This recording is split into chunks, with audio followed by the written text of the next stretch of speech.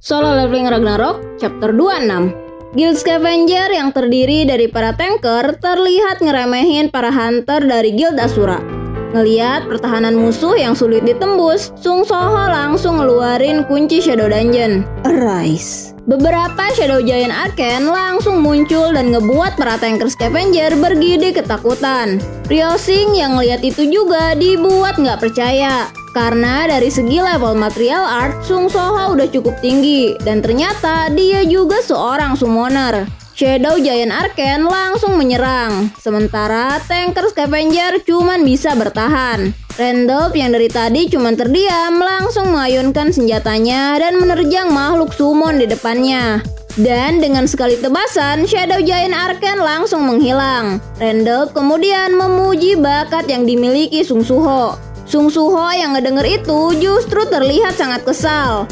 Saat dia manggil Grey buat ngelakuin penggabungan, Esil yang ada di belakangnya langsung menyela.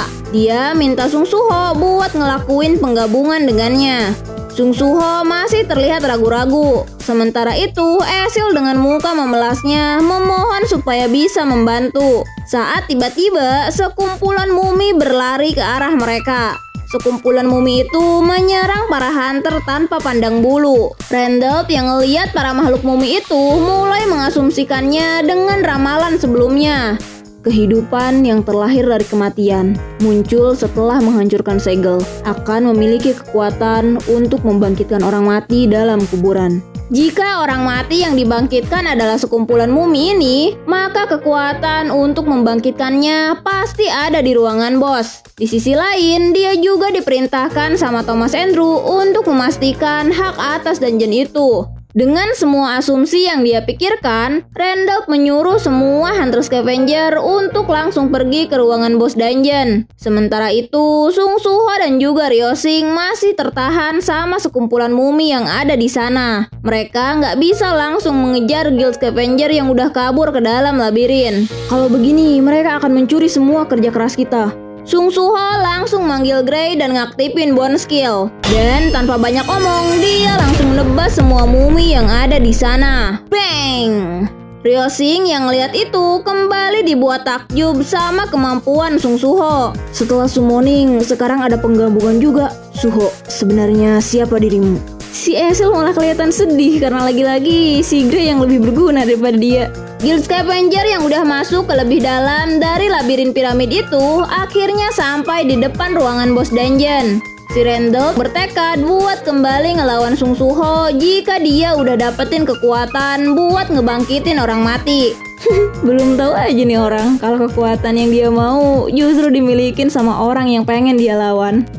Kocak banget dah. Randolph kemudian ngebuka pintu ruangan itu dan di dalamnya ada seekor makhluk yang seluruh tubuhnya diikat sama rantai. Randolph kembali teringat sama ramalan dari Norma Selner. Kehidupan yang lahir dari kematian akan muncul setelah melepaskan segelnya.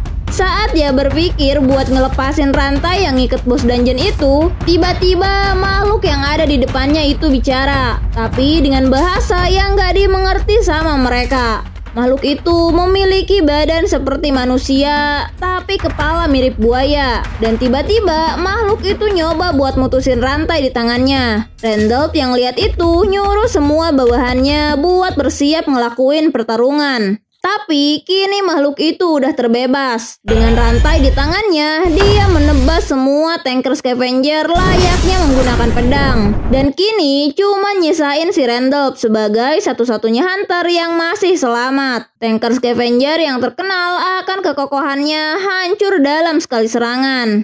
Di hadapan Randolph, Beast Monster itu memasang kuda-kuda dan mengangkat kedua lengannya. Seolah-olah nyuruh si Randolph buat memukulnya. Randolph yang lihat itu terlihat sangat kesal karena ngerasa udah diremehin. Dia langsung ngeluarin skill Giant Armor yang membuatnya menjadi lebih besar. Dan dengan kapak di tangannya, dia langsung nyerang tepat di perut si Beast Monster itu.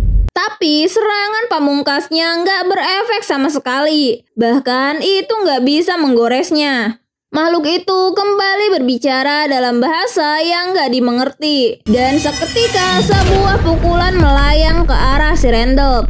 Hanya dengan satu kali pukulan, ngebuat tanker level A itu bersarang di dinding dengan lubang di perutnya. Mainan berharga aku langsung rusak, tapi sepertinya masih ada yang lain. Mari kita lihat apakah kalian bisa bertahan atau tidak. Dan bersambung. Bagi yang penasaran sama siapa sosok beast monster berkepala buaya ini, namanya adalah Amut. Untuk ranknya, Mimin dapat pastiin kalau beast ini di atas rank S. Dan dia juga punya kemampuan tubuh besi. Makanya serangan pamungkas si Randolph sebelumnya nggak mempan sama sekali. Dan yang paling mengejutkan lainnya, dia merupakan guru dari Tarnak. Ada yang tahu itu siapa? Dia adalah salah satu monarch yang berperang melawan Sung Jinwoo di perebutan tahta penguasa, Monarch of Iron Body. Gimana? Masih kurang sama informasi yang Mimin kasih? Kalau mau info lebih, coba komen di bawah. Dan kalau teman-teman suka sama alur cerita manhwa ini, jangan lupa juga buat like, komen, dan subscribe. Bye!